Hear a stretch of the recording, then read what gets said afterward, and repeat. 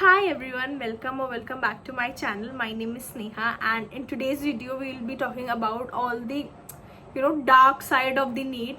Everybody glorifies that NEET preparation wala phase, but in actually that is not a glorified stage of your life. But coachings, web series show that, but in actual, a person who have actually prepared for this knows how it feels. ठीक है, we all have seen Kota factory, we all have seen coachings की hype about this exam, क्योंकि at the end they want to sell their courses, they want to do all the marketing. मतलब वो तुम्हें इतना motivate कर देंगे कि नहीं, you have to take a drop, you have to take a drop. अगर दिमाग में एक बार सोच लिया कि हाँ you wanted to become a doctor, then you have to become a doctor. उसके बाद चाहे तुम्हारे 5, 6, 7 कितने ड्रॉप हो जाए, they don't care. But in reality it's you who have to think about this. So when you start preparing for NEET, especially in drop years, so starting में बहुत अच्छा लगता है कि we are preparing for such a tough exam and everybody is like, oh you are preparing for NEET, you are doing this, you are doing that, हम doctor बनेंगे. मतलब वो होता है ना कि 25 लाख बच्चे फॉर्म भरते हैं, बट उसमें से 20-30 हज़ार का ही सिलेक्शन होता है गवर्नमेंट मेडिकल कॉलेज में. तो everybody thinks in the starting of preparation की नहीं, उन 20-30 हज़ार लोगों में तो छोड़ो, हम उन टॉप 5 बच्चों में होंगे.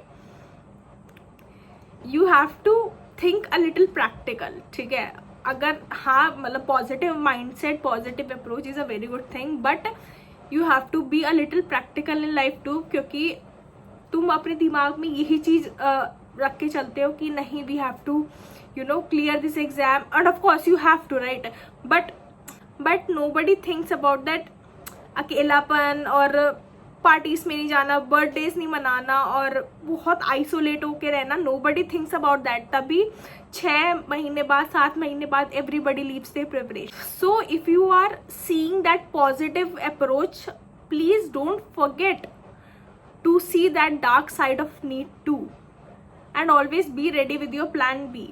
When you start preparing for NEET, you are very motivated कि हाँ हम सारे लेक्चर्स करेंगे, ये करेंगे, वो करेंगे, और हम लोग करते भी हैं. ठीक है, जब तक 5, 6, 7 महीने नहीं होते हम लोग करते भी हैं, but after a time you realize कि नहीं हो रहा.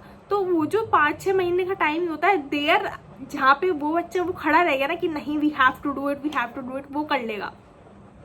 बट अगर तुमने वहां पे थोड़ी सी भी होप छोड़ दी, I don't think you can do it. If you are ready to take that mental pressure, if you are ready to listen to the society. अगर तुम बाहर पढ़ने चले जाओ किसी कोचिंग में, तो फिर तो सबकी एक्सपेक्टेशन यहाँ आ जाते कि बाहर पढ़ने गया था, अब तो सिलेक्शन होके ही आएगा, करोड़ों लोग पढ़ने जा रहे हैं बाहर, कोई नहीं देखता, बट तुम पढ़ने जा रहे हो बाहर तो तुम्हारा सिलेक्शन होना ही चाहिए. 2-3 दिन पहले मैं वो न्यूज देख रही थी कि a father killed her daughter just because she could not score well in her NEET mock test.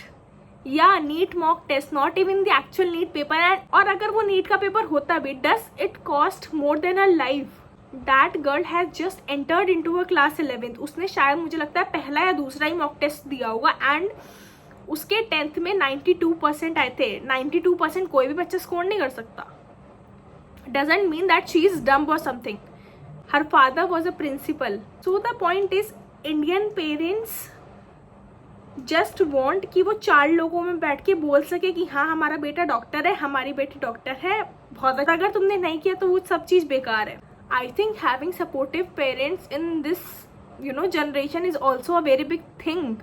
आधे टाइम तो when a child is preparing during her NEET time, तो उसके दिमाग में 70-80% ये चलता रहता है, यार नंबर कम आए, मम्मी क्या कहेंगी, पापा क्या कहेंगे, अब क्या होगा, पता नहीं मम्मी क्या सोचेंगे, पता नहीं पापा क्या सोचेंगे, पापा को कैसे बताऊंगा पढ़ाई नहीं हो रही, पापा को कैसे बताऊंगा नंबर कम नहीं आ रही, ये even I used to think all of that. और वो सब चीजें बहुत कॉमन है, सब बच्चों के दिमाग में आती हैं, क्योंकि they have invested in you, so they want that return also, right. अब वो जो महाराष्ट्र में केस हुआ था जिसमें उसने अपनी बेटी को मार दिया, क्या मिला उसको भी जेल हो गई, उसकी जो बेटी थी वो भी उसके पास नहीं रही. एट द एंड कुछ मिला नहीं मिला, क्या पता वो नीट की जगह कुछ और किसी चीज में उससे 10 टाइम्स बेटर कर ले, उसने तो उसकी पूरी वही खत्म कर दी ना. Don't make this exam as your whole identity, and if you are thinking to take a drop for NEET 2026, please keep all of these points in your mind too. बहुत सारे लोग कमेंट भी कर रहे थे कि please guide us for NEET 2026, biology कैसे पढ़े, फिजिक्स कैसे पढ़े, केमिस्ट्री कैसे पढ़े. तो firstly I don't think I am the right person to talk to you all about all this, क्योंकि मैंने नीट नहीं क्लियर किया. And even if I did, I don't think कि ये चीज़ तुम्हें तुम्हारे टीचर्स से अच्छा कोई बता सकते हैं.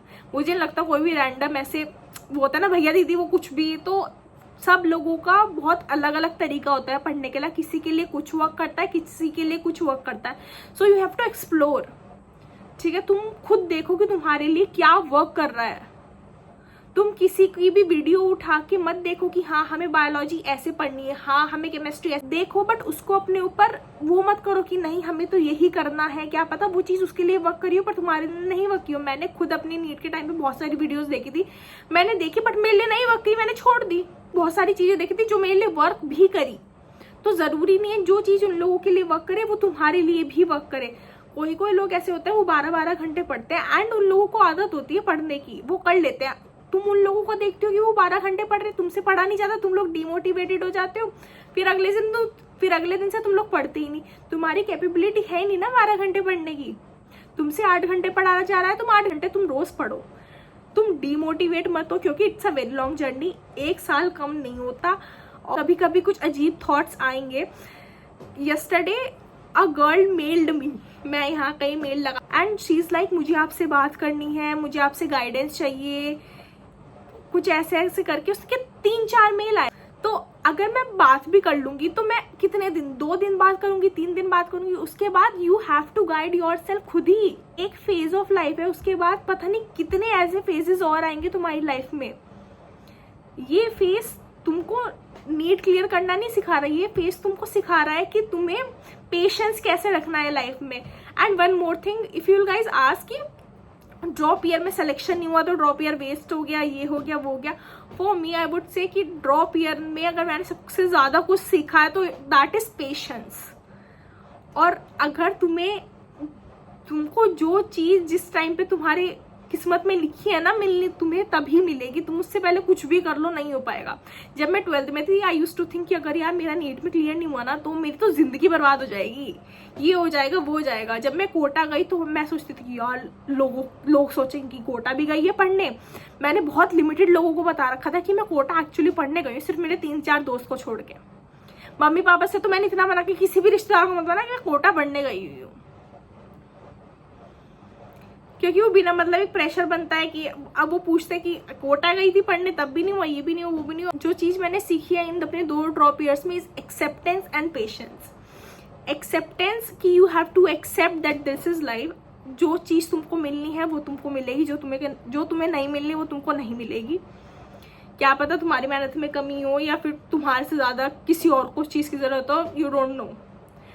ठीक है, तो तुम कितने भी हाथ पैर मार लो तुमको नहीं मिलेंगे. And you have to accept this, you can't do anything. तुम रो लो, कुछ करो, कुछ नहीं होगा. दूसरा patience.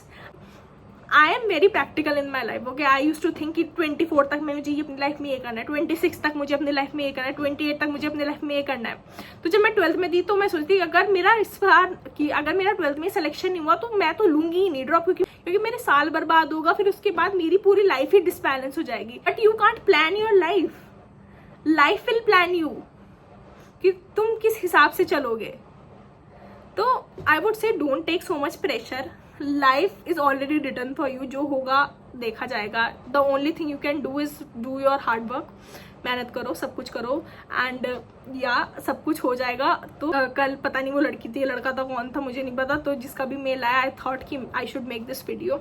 Guys that's it for today's video. I hope you guys like it and let's make it